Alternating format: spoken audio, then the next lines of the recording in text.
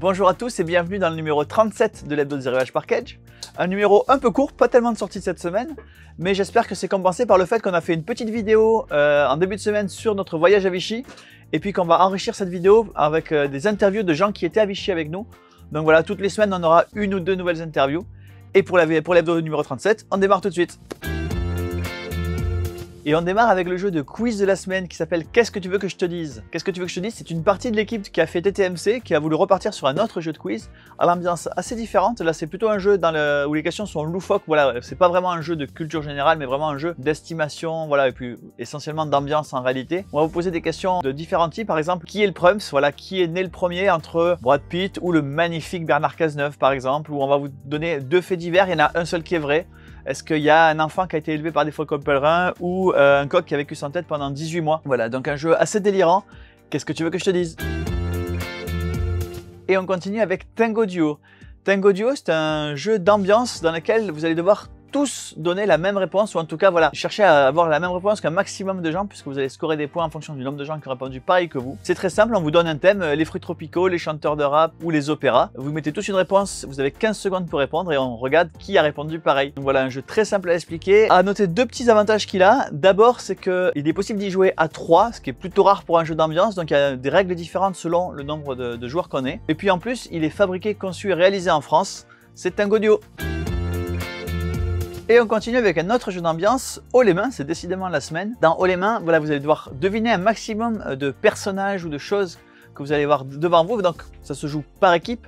Votre équipe va devoir vous faire deviner un maximum de choses. Vous allez avoir des contraintes, donc ça va être, vous allez devoir faire deviner les choses soit en mimant, en fredonnant ou en expliquant ce que vous êtes en train de voir, mais également avec des cartes gages qui vont être posées. Par exemple, quand vous mimez, si vous avez la mauvaise carte gage, vous devez mimer avec les bras collés au corps. Donc voilà, vraiment un jeu d'ambiance par équipe, c'est Haut les mains. Et on continue avec le casse-tête de la semaine, c'est Columbus Egg. Donc l'histoire raconte qu'évidemment Christophe Colomb a cassé un œuf pour le faire tenir debout. Ici, il n'est pas question de casser le matériel, mais plutôt de le positionner de la bonne façon pour que les œufs de couleur correspondent aux indices donnés sur les cartes. Et évidemment, la solution est toujours unique. Donc le principe, c'est que vous allez savoir que dans telle ligne, il y a tant d'œufs de cette couleur, et puis dans chaque paire de lignes, vous allez avoir aussi un indice. Donc voilà, 40 défis avec évidemment une difficulté progressive des plus faciles au quasi impossible. Ça se joue sans problème en solo, mais vous pouvez également jouer à plusieurs en vous aidant un petit peu les uns les autres. C'est Columbus Egg.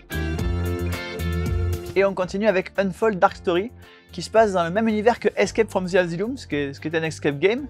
Ici, vous n'avez pas besoin d'avoir joué à Escape from the Asylum avant, c'est une histoire un peu indépendante, mais c'est toujours un escape game, donc il peut se jouer tout seul ou à plusieurs.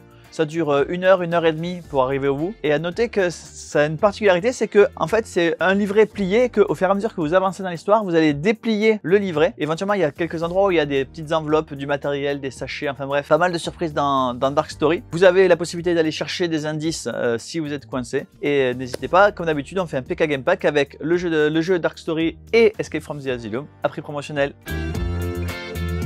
Et on continue avec le nouvel Unlock. Alors cet Unlock là, la boîte est légèrement plus petite et les joueurs vont être aussi légèrement plus petits puisque c'est un jeu qui est réservé aux enfants, c'est le Unlock Kids. Donc évidemment, comme c'est pour les enfants, c'est conçu pour être joué sans téléphone portable et également des 6 ans. Donc il n'y a même pas de système de lecture, c'est vraiment un système d'icônes qui se rejoignent pour former des signes. A noter que Cyril Demath, qui est l'auteur des premiers Unlock et le directeur de la collection des Space Cowboys, pour le Unlock Kids, il a demandé de l'aide à Wilfried et Marie Fort. C'est pas vraiment des débutants en termes de jeux pour enfants, puisqu'ils ont fait Dragomino, ils ont fait La Vallée des Vikings, ils ont fait Fabulia, ils ont fait Patatrap Quest, ils ont fait Mr. Wolf, avec lesquels ils ont gagné l'Astor en 2019, en 2020, en 2021, le Kinderspiel del Sierra en 2021 et en 2020.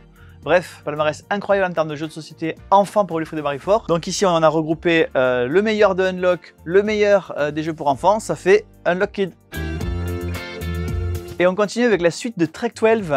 Ce coup-ci, vous quittez le froid glacial de l'Himalaya et vous plongez dans la chaleur moite de l'Amazonie. Donc voilà, quelques petits changements de règles.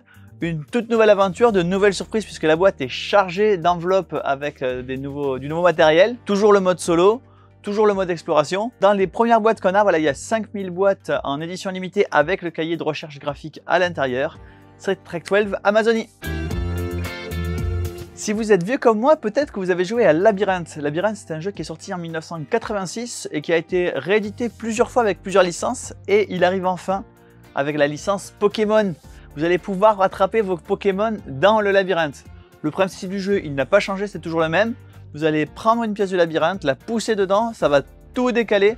Et puis la pièce qui sort, ce sera la prochaine pièce à reposer par le joueur suivant. Sauf que évidemment, au lieu d'essayer d'attraper des trésors, vous allez attraper des Pokémon. Du coup, vous allez pouvoir jouer Pikachu, Carapuce, Salamèche ou Bulbizarre et attraper d'autres Pokémon avec votre Pokémon. C'est un Pokémon Labyrinthe. Une extension pour les tavernes de la vallée profonde, c'est Chambre à louer. Chambre à louer, ça contient 4 modules différents que vous pouvez combiner ou pas dans vos parties de tavernes de la vallée profonde. Il y a les chambres d'amis, qui donne le nom à l'extension Chambre à louer, mais également vous pouvez jouer avec la cave à vin. Vous pouvez faire appel au maire qui va vous récompenser si vous faites progresser la ville, et vous avez la possibilité de jouer avec un départ asymétrique avec différents aubergistes qui ont chacun un pouvoir spécial. C'est Chambre à louer, et comme d'habitude, les tavernes de la vallée profonde plus Chambre à louer, ça fait un PK Game Pack à prix promotionnel. Vous avez peut-être déjà joué au cycle de Valeria. Par exemple ici les Margrèves de Valeria où vous jouiez des héros qui voulaient conquérir des terres et repousser les méchants. Et bien ici Stanislav Kordonski a pris le revers du jeu de base d'Isaiah Valero puisque maintenant les méchants se rebellent. Vous allez jouer dans les sombres royaumes de Valeria, tous les vilains, les gobelins, les orques, les trolls qui étaient martyrisés par les Margraves de Valeria, et vous allez pouvoir donc développer votre sombre royaume. Vous êtes un seigneur de guerre dans ce jeu où vous allez pouvoir aller récupérer des dés et les positionner. Donc voilà, un jeu qui combine un peu le dé et le poste d'ouvrier dans un jeu de poste de dés où vous jouez enfin les méchants qui se rebellent, les sombres royaumes de Valeria. Le numéro 37 de l'hebdo de Zervage Package, il est terminé, mais vous avez encore plein de choses à voir sur notre chaîne. Si vous n'avez pas déjà vu le compte rendu de Vichy, mais également les interviews qui vont arriver petit à petit d'ici Noël qu'on a pu faire à Vichy, mais également plein de choses qui sont faites pour les Trading Card Games. Vous allez voir la grosse vidéo mensuelle, elle arrive, elle est là. Et moi je vous dis à la semaine prochaine.